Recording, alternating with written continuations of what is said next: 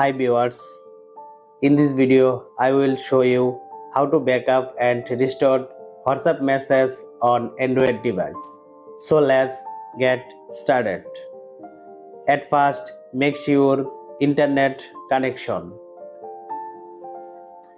and open your WhatsApp apps on your Android device. Now open your WhatsApp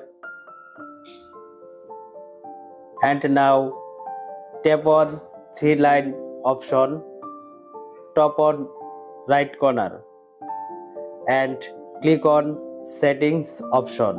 Click on settings and scroll down, click on chats option. Now click on and click on scroll down and click on chat backup option. Now click here chat backup option and under Google account, now click on Google account. Choose an account, select your Google account. You want to under the choose your account center. Now click here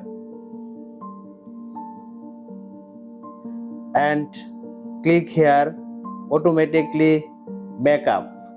Now here automatic backup daily, weekly, monthly and etc. So automatically selected daily option. Now click here and including video turn on and backup using calculator turn on. Finally backup option, click here. Now click here backup option. Backup messaging option processing. That's it.